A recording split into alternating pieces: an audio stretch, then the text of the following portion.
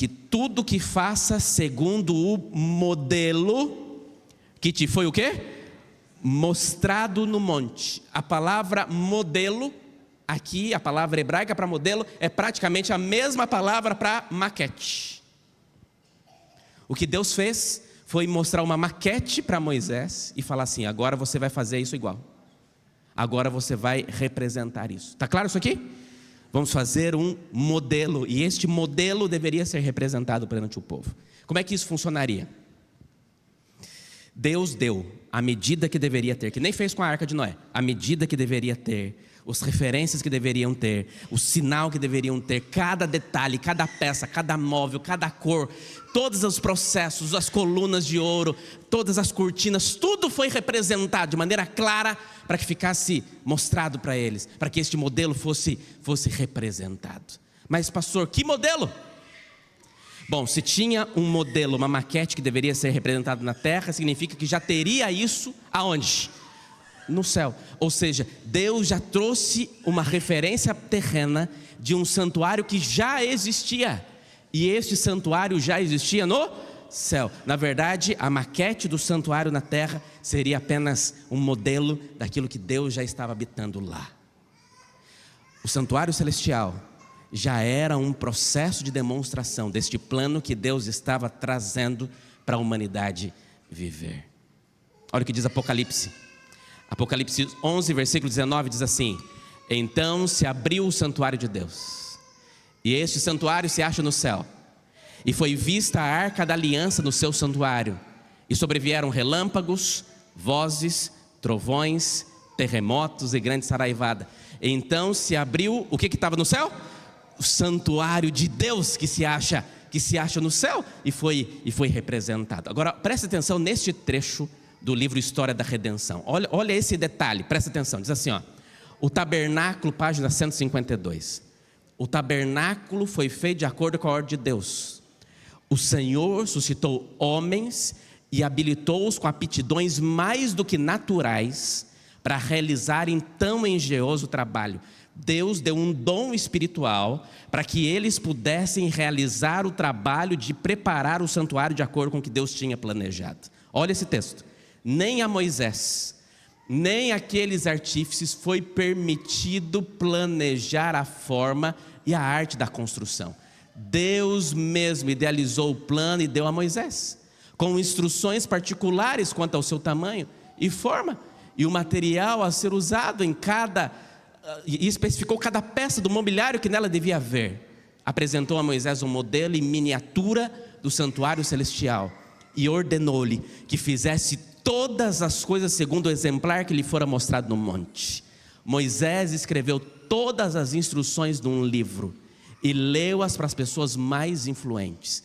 Então o Senhor solicitou ao povo que trouxesse uma oferta espontânea para fazer-lhe um santuário, a fim de que ele habitasse no meio deles. Interessante. Deus tinha demonstrado e falou assim: Moisés, não vai sair nada da sua cabeça. Eu vou dotar as pessoas com as habilidades necessárias para que tudo o que acontecer dentro desse santuário tenha um propósito específico. Agora, olha esse texto de Hebreus. Hebreus capítulo 8 diz assim: ora, o essencial das coisas que estamos dizendo é que temos tal sumo sacerdote que se assentou à direita do trono da majestade dos céus, como ministro do santuário, do verdadeiro tabernáculo que o Senhor erigiu e não o homem. Verso 3: pois todo sumo sacerdote é constituído para oferecer dons e sacrifícios. Por isso era necessário que também esse sumo sacerdote tivesse o que oferecer. E se ele tivesse na terra, nem mesmo sacerdote seria, visto existirem aqueles que ofereceram os dons segundo a lei. Ou seja, Jesus não fazia parte da tribo de Levi, então nem sacerdote ele seria aqui na terra, mas ele é sacerdote no céu, porque estes sacerdotes da terra ministram em figura e sombra das coisas celestiais. Assim como Moisés foi divinamente instruído quando estava para construir o tabernáculo, pois Deus disse: tenham cuidado para fazer tudo de acordo com o modelo que foi mostrado a você no monte. Tudo que esses sacerdotes ministraram aqui na terra, na verdade é apenas um símbolo daquilo que Jesus seria realizado no céu. Todo o santuário foi planejado em cada detalhe para não estar ali à toa. Deveria ser uma representação para que o povo nunca se esquecesse do que era este plano da salvação. Está claro até aqui, igreja? Olha para mim. Então vamos comigo aqui na maquete. Nós temos o santuário. Tudo que está aqui foi estabelecido com um propósito. Deixa eu tentar colocar aqui na câmera, nessa aqui, né?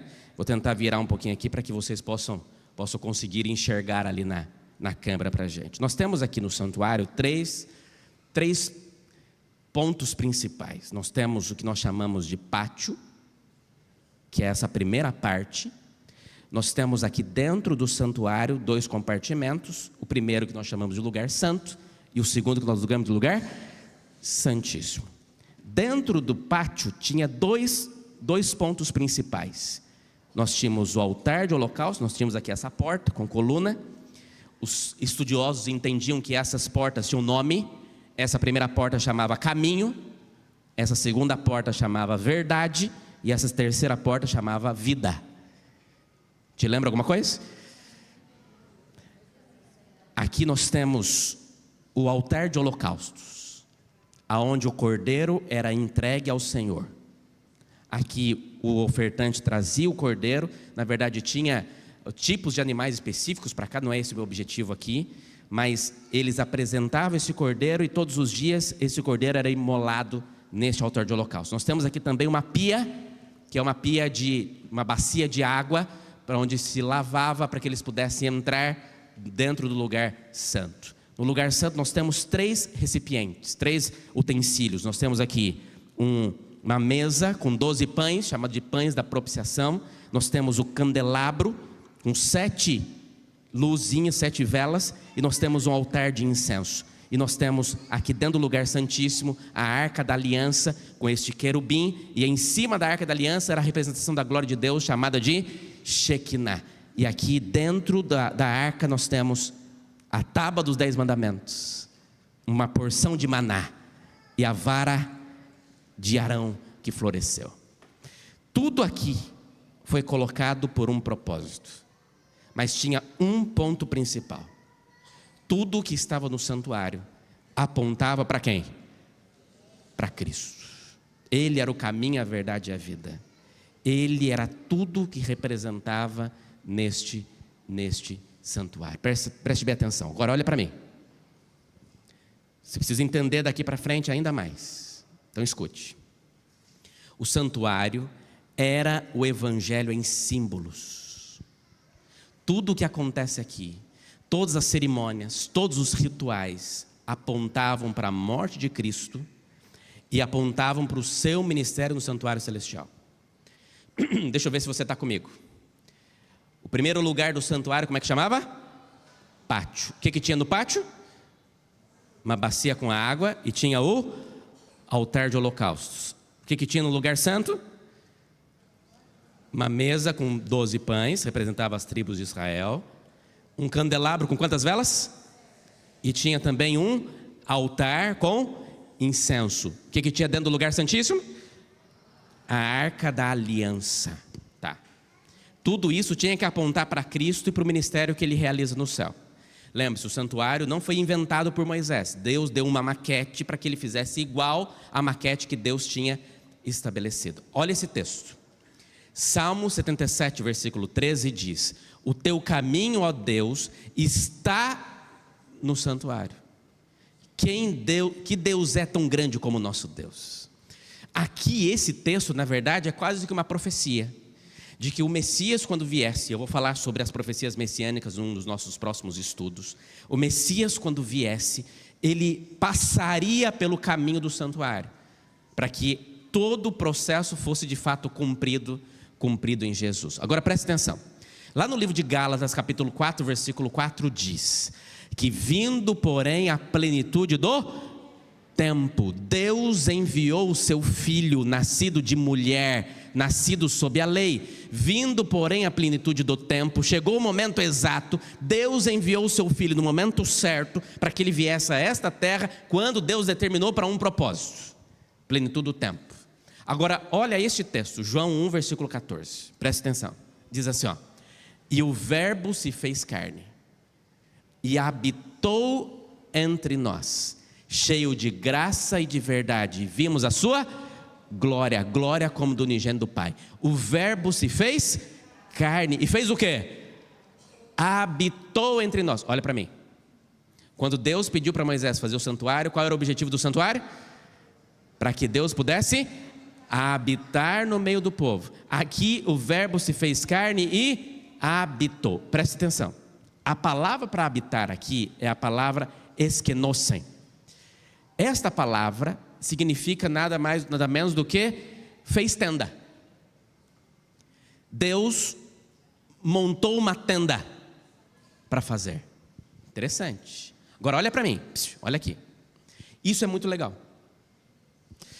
Porque todas as tendas do povo de Israel ficavam ao redor do santuário. Todas as tendas do povo de Israel tinham que ser construídas em volta do santuário. O santuário era o centro da vida do povo daquele tempo. Mas essas tendas não foram colocadas ali sem um propósito. Deus deu orientação até de onde cada tribo deveria usar. Quantas tribos existiam? 12. Cada tribo tinha um lugar específico para ficar ali. Deixa eu tentar mostrar isso de maneira mais clara. Está lá no livro de Números, capítulo 2. Depois você pode ler com calma em casa. Olha mais ou menos aqui. Presta atenção. Ali está a demonstração de cada uma das tribos. Cada um tinha uma cor. Cada cor era representada por uma pedra. Essa pedra ficava na estola sacerdotal do sumo sacerdote. Tinha uma pedra representando cada uma das tribos. Mas o santuário, ele tinha que sempre estar virado para o leste. A sua porta tinha que estar virada para o leste, para o nascer do sol. E ali na frente do santuário, a maior tribo era a tribo de Judá.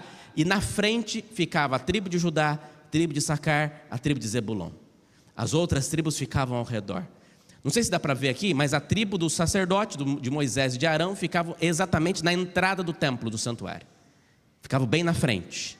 Ao redor, aquelas tendas menores, eram as tendas dos levitas, daqueles que trabalhavam no santuário, que eram praticamente 3 grupos principais: os meraritas, os gersonitas e os coatitas. Esses levitas que trabalhavam no santuário, cada uma tinha uma função. Um grupo desses eram aqueles que carregavam os utensílios do santuário. Os outros eram responsáveis para realizar as suas cerimônias, tocar o shofar, fazer alguma das suas atividades. Cada uma tinha uma função dentro do santuário. E o santuário era o centro da disposição. Quando o texto diz assim de João capítulo 1: e Deus se fez carne e habitou entre nós, é como Deus veio a este mundo e fez a sua tenda. De qual tribo que Jesus veio? Tribo de Judá. Onde ficava a tribo de Judá? Aqui em cima. Jesus é como se ele tivesse nascido e montou a sua tenda ali na tribo, antes dele entrar. Obrigado, amigo. Antes dele entrar para dentro da região do santuário. Quantos anos Jesus ficou, entre aspas, morando no meio das tendas? Vamos ver o texto. Preste atenção. Olha isso aqui. Quando que Jesus entra no pátio? Tem um momento específico. O que tinha no pátio mesmo? Uma pia com água. E tinha o que mais? Um altar de holocaustos. O ministério de Jesus na terra foi realizado no pátio. E quando que ele entra no pátio? Ah, pastor, quando ele entrou lá para derrubar as mesas. Também. Mas simbolicamente não foi esse momento. Quando que Jesus entra no pátio? O pátio tinha uma pia com água. Um dia Jesus disse assim: no último dia, o grande dia da festa, levantou-se Jesus e exclamou: se alguém tem sede, vem a mim. E Jesus é a água da vida, ok? Mas quando que ele entrou então oficialmente no pátio? Mateus 3,16. O texto diz: batizado Jesus, saiu logo e eis que se lhe abriram os céus, veio o Espírito de Deus descendo como pomba vindo sobre ele, e uma voz veio do trono dos céus dizendo: este é meu filho amado, em quem me comprazo. Quando acontece o batismo de Jesus, acontece pela fé 3 coisas: o céu se abre, uma voz veio do céu dizendo: este é meu filho, e o Espírito Santo veio sobre Jesus. Ali Jesus, na profecia, entra simbolicamente no santuário para tomar posse do lugar que representava todo o ministério dele. Ele entra pelo batismo. Só que no pátio Jesus teria que passar também por outro lugar. Qual lugar? Pelo altar de holocaustos. Qual que era o altar de holocaustos? O Calvário. Quando Jesus seria seria morto. Jesus tinha cerca de 30 anos ao começar o seu ministério. Era como se cuidava, filho de José, filho de Eli. Agora olhe para mim. Eu estou tentando resumir aqui para você, para ficar claro na sua mente, amigo, em nome de Jesus. Por que Jesus começou seu ministério só com 30 anos? Ele podia ter começado com 15, sim ou não? Com 18. Mas por que só com 30? Por quê? Porque nada no plano da salvação foi colocado sem propósito. Existia profecias para isso. Jesus inicia seu ministério aos 30 anos de idade, mas um dia ele teria que passar pelo altar de holocaustos. Quando chegar ao lugar chamado Calvário, ali o crucificaram, bem como aos malfeitores, um à direita, outro à esquerda. Quando Jesus é crucificado, é como se o Cordeiro de Deus agora é imolado pelo pecado do mundo inteiro. Eu já vou falar sobre isso. Agora, a minha pergunta para você é: quanto tempo deveria existir entre a pia e o holocausto no ministério de Jesus? Quanto tempo? Por que foi 3 anos e meio? Por causa da profecia. Que profecia, pastor? Preste bem, amigo, eu queria tanto que vocês compreendessem isso. Isso é maravilhoso. Deus deu uma profecia em Daniel capítulo 9. Lembra da profecia?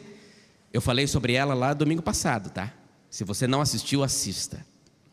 Daniel capítulo 9, Deus deu uma profecia para o povo de Israel, chamada de profecia das 70 semanas. Em profecia, cada dia representa um ano. 70 semanas vezes 7, 400 e...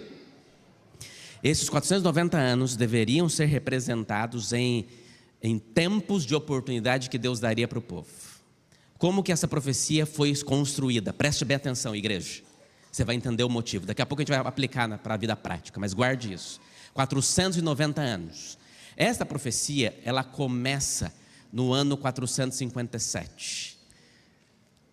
A interpretação da profecia começa quando sai a ordem para edificar e construir Jerusalém de novo. Depois de 70 anos que eles passaram na Babilônia, Deus decidiu estabelecer. Então no ano 457, Deus estabelece a sua profecia, começa. Diz que depois de começou 457, 7 semanas, 49 anos, que termina em 408. O que acontece em 408? Em 408, exatamente 49 anos depois, exatamente como estava na profecia, a cidade termina de ser construída. Os muros são edificados. A profecia se cumpre perfeitamente. Mas Daniel capítulo 9 não termina aí. Daniel capítulo 9 diz que depois de 7 semanas, 62 semanas. 62 semanas até o ungido. Até o Messias ser ungido como aquele que era o representante de Deus, aquele que era Deus encarnado, aquele que iria cumprir o plano da salvação. Exatamente 434 anos se deram até o ano 27. O que aconteceu no ano 27? O que aconteceu no ano 27? Jesus foi batizado. Só que depois do ungido, a profecia diz que mais uma semana daria de oportunidade. Uma semana são quantos dias? 7 dias. Cada dia representa um ano. Significava que então, depois do ungido, depois que Jesus fosse batizado, o povo de Israel teria de oportunidade mais uma semana, ou seja, mais 7 anos. Mas o texto diz que na metade da semana, esse ungido seria morto. Quanto que é metade de 7? 3,5. Quantos anos Jesus viveu na terra? Cumpriu o seu ministério? 3 anos e meio, exatamente como a profecia. Foi impressionante, no tempo certo. Se o povo simplesmente tivesse olhado para a Bíblia, eles teriam entendido que Deus já tinha revelado exatamente aquilo. No ano 34 acontece o apedrejamento de Estevão, e aí a partir daí acabou as oportunidades para o povo de Israel como nação, como povo de Deus, e agora eles podem ser salvos como individualmente. Interessante a profecia das 70 semanas. Queria ter mais tempo para poder explicar com mais detalhes para vocês. Portanto, Hebreus 9, 13 a 14 diz que lá, o sangue, como o sangue de bodes e de touros e a cinza de uma novilha, aspergido sobre os contaminados os santificam, quanto à purificação da carne, muito mais o sangue de Cristo, que pelo Espírito eterno a si mesmo se ofereceu sem mácula a Deus, purificará a nossa consciência de obras mortas para servirmos ao Deus vivo. Nós temos aqui agora a entrada do sacerdote no lugar santo, nós temos a entrada dele também no lugar santíssimo, do sumo sacerdote no lugar santíssimo. Dentro do lugar santo tinha a mesa dos pães. Jesus diz assim em João 6,35, declarou, pois Jesus, eu sou o pão da vida, o que vem a mim jamais terá fome, o que crê em mim jamais terá sede. Aqueles pães que estavam ali representavam Cristo Jesus. Ali tem o candelabro que tinha 7 velas acesas que nunca podiam ser apagadas. De novo lhes falava Jesus dizendo, eu sou a luz do mundo, quem me segue não andará nas trevas, pelo contrário terá a luz da vida. João 8 versículo 12, Jesus diz, eu sou o pão da vida, mas Jesus também diz, eu sou a luz do mundo. Ou seja, também o candelabro representava a todos nós. Apocalipse 5,8 diz, e quando tomou o livro, os 4 seres viventes, os 24 anciãos prostraram-se diante do Cordeiro, tendo cada um deles uma harpa e taças de ouro cheias de incenso, que são as orações dos santos. Aqui mostra que aquele altar de incensos representava as orações dos santos, tanto que a cortina que separava o lugar santo para o lugar santíssimo, ela não ia até o teto, para que a fumaça do incenso que subia do altar chegasse até o lugar santíssimo, que era onde tinha a representação da presença de Deus, chamada de Shekinah. Por isso que João 14,13 diz, que tudo que pedirdes em meu nome, isso farei a fim de que o Pai seja glorificado no Filho. A oração, ela recebe validade quando ela vai assinada em nome de Jesus. Entenderam a referência? Aí ela recebe esse significado. Querida igreja, tudo que acontecia no santuário terrestre representava algo que deveria mostrar o ministério de Cristo e o santuário celestial. O que acontecia todos os dias no santuário? Estou indo para a parte final. O que acontecia todos os dias? Todos os dias acontecia a oferta de 2 cordeiros no altar. Isso aqui, presta atenção, olha para mim. Isso aqui era chamado de sacrifício contínuo. Todos os dias, 2 momentos do dia, tinha oferta de cordeiro, 9 da manhã e 3 da tarde. Essa oferta de sacrifício contínuo era o que o templo, ninguém levava, o templo doava. Está claro não? Para que era essa oferta de sacrifício contínuo? Para pecados não confessados, para os pobres que não tinham dinheiro para levar uma oferta. Então essa oferta era Deus pensando neles também. Tudo isso acontecia 2 vezes por dia. E era uma representação de que um dia o Cordeiro de Deus morreria. Que horas que Jesus morreu? Que horas Jesus morreu? 3 da tarde, hora que o Cordeiro era morto. Nós tínhamos a manutenção das lâmpadas do candelabro, ou seja, o sacerdote saía do pátio, entrava dentro do lugar santo, para não permitir que as lâmpadas do candelabro se apagassem. Todos os dias tinha a oferta de incenso, todos os dias o incenso tinha que ser entregue como símbolo das orações. Todos os dias tinha a troca dos pães da proposição a cada sábado, na verdade, era uma vez por semana.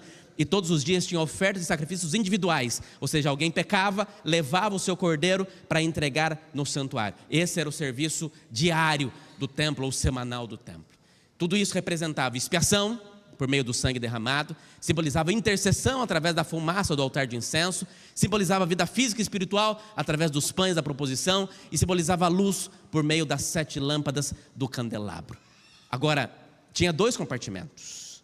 Tinha o lugar santo, onde o sacerdote ficava, mas tinha o lugar santíssimo, onde o sumo sacerdote, uma vez por ano, eu vou falar sobre isso amanhã, realizava uma cerimônia chamada de Yom Kippur, que era o momento em que o santuário deixava de ter o seu serviço simplesmente de intercessão e de holocaustos e passava a ter um serviço de juízo. Uma vez por ano acontecia um julgamento em Israel espiritual, e esse julgamento acontecia através da atividade do sumo sacerdote. A Arca da Aliança, diz Êxodo 25, 22, ali virei a ti, e de cima do propiciatório, do meio dos 2 querubins que estão sobre a arca do testemunho, falarei contigo acerca de tudo que eu te ordenar para os filhos de Israel. Esse propiciatório nada mais é do que uma tábua de misericórdia de Deus. A tampa da arca da aliança era o símbolo que ficava em cima da lei que estava dentro da arca, era o símbolo da presença de Deus. Deus se revelava em cima deste sacrifício. Romanos 3:25 diz: a quem Deus propôs o seu sangue como propiciação mediante a fé, para manifestar a sua justiça, por ter Deus, na sua tolerância, deixado impune os pecados anteriormente cometidos. Deus deu misericórdia e graça, mas a misericórdia e graça de Deus também será um dia levado em juízo. Então todos os dias, no compartimento santo, tinha sacerdote e tinha perdão dos pecados. E todos os anos, no compartimento santíssimo, tinha sumo sacerdote e tinha dia do juízo. Deixa eu tentar ver se você entendeu. O sacerdote, ele podia ficar em 2 lugares. Que lugares eram? Pátio e lugar santo. O sumo sacerdote atuava em qual lugar? Santíssimo. Quantas vezes o sumo sacerdote entrava no lugar santíssimo? Uma vez por ano. Alguém falava assim: pastor, eu queria ser sumo sacerdote. Mas a responsabilidade era muito grande, tá? O sacerdote todos os dias tinha atividade, o sumo sacerdote também. Agora, preste bem atenção. Depois que Jesus morreu, a Bíblia diz que Jesus entra no lugar santo, para ali ele realizar a sua função de sacerdote. Na terra, Jesus passou pela pia, sim ou não? Quando que ele passou pela pia? Batismo. Jesus passou pelo altar de holocausto, sim ou não? Sim, quando ele foi morto na cruz. Mas quando ele chega no céu, ele entra no céu, ele que é a luz do mundo, ele que é o pão da vida, ele que leva as orações até Deus, para ser o sacerdote, aquele que intercede entre povo e Deus. Todas as vezes que nós clamamos, Deus é o nosso sacerdote. Mas em algum momento, Jesus, apenas simbolicamente, Jesus não depende de uma limitação de espaço, apenas simbolicamente, Jesus começou a assumir também a função de sumo sacerdote, e ali ele passaria a desempenhar juízo. Pastor, quando isso aconteceu? Amanhã eu te conto, e espero você aqui às 19 horas. Espero não ter dado um nó na mente de vocês. Mas o meu objetivo agora é apresentar 3 lições. E espero que você consiga compreender. Daqui a pouquinho, assim como Jesus foi batizado, nós teremos também o batismo de um casal que aceitou a graça de Deus. 3 lições. Olhem para mim. Lição número 1. Cristo, Ele é também nosso grande professor. Quando Deus decide entregar à raça humana um santuário como esse, é porque cada atividade que aconteceria aqui, cada didática que aconteceria nesse santuário, era um ensino para o povo se lembrar de que tudo tem um preço e que um dia o Cordeiro de Deus viria. Cristo quer ensinar você. A Bíblia diz que o povo perece porque lhe falta, e não é porque Deus não revelou, Deus revelou,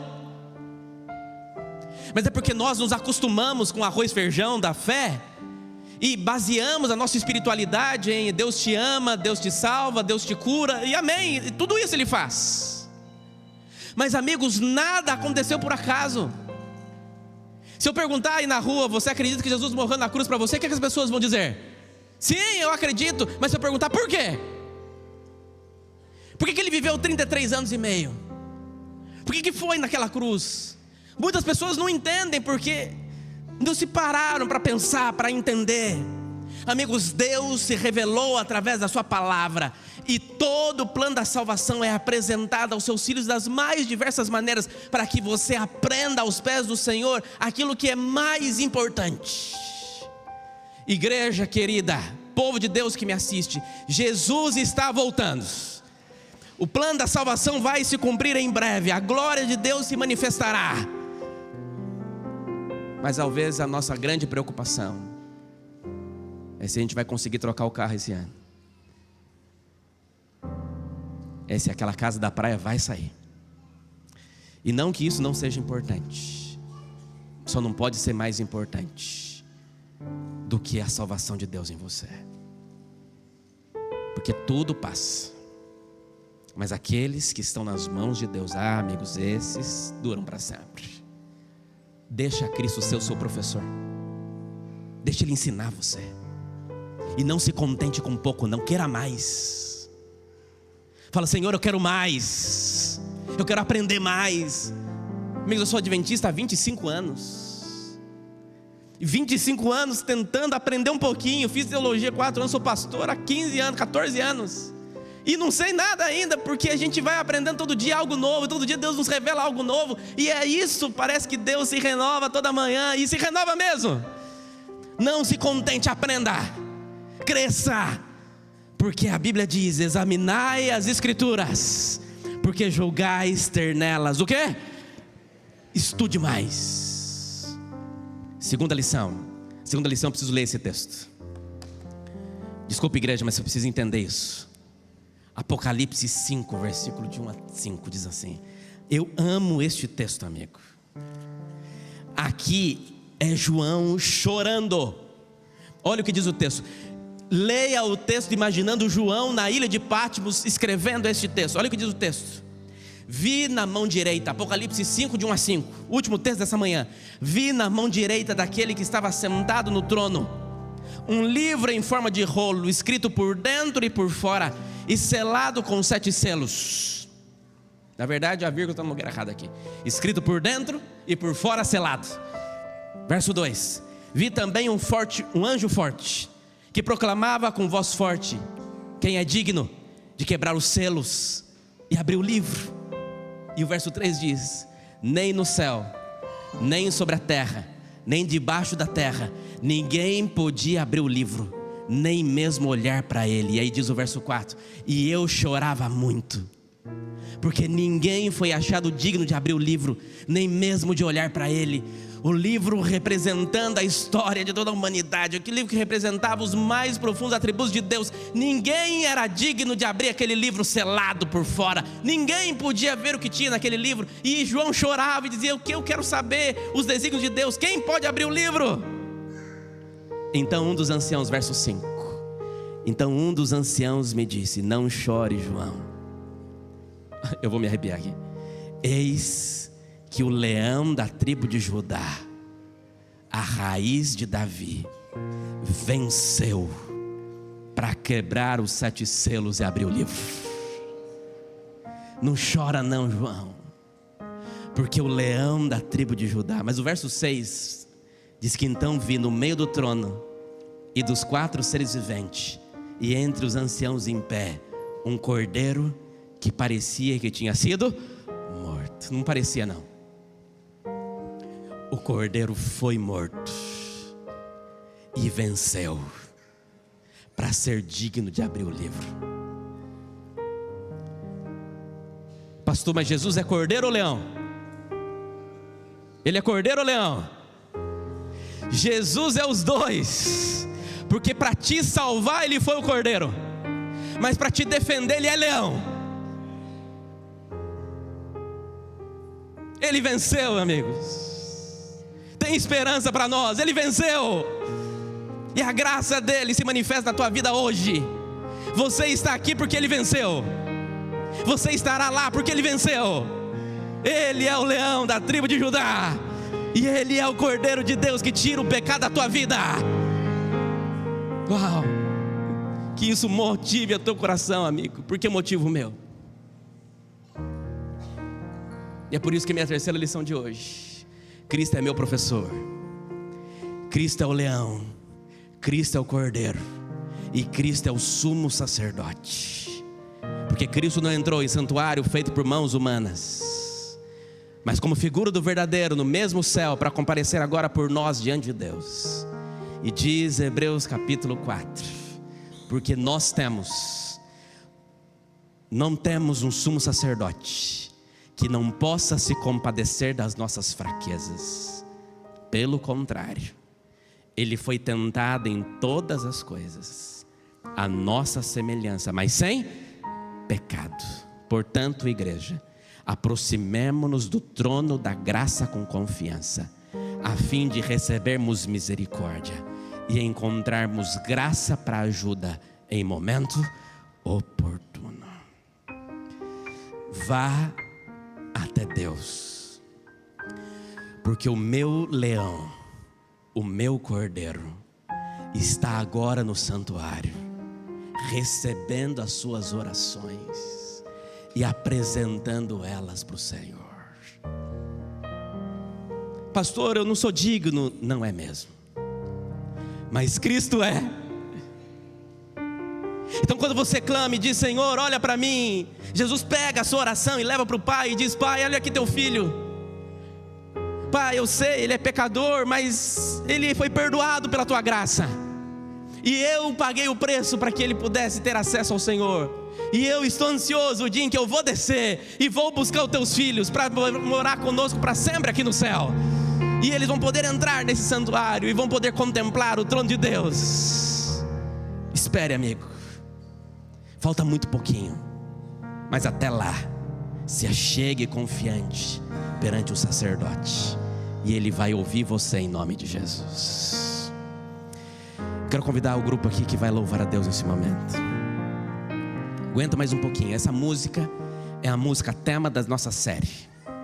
Eu acho que você já aprendeu cantando ela nesses dias, mas eu queria que agora você cantasse com toda a sua força, que você louvasse a Deus também e dissesse que entre a graça e a glória nós vivemos.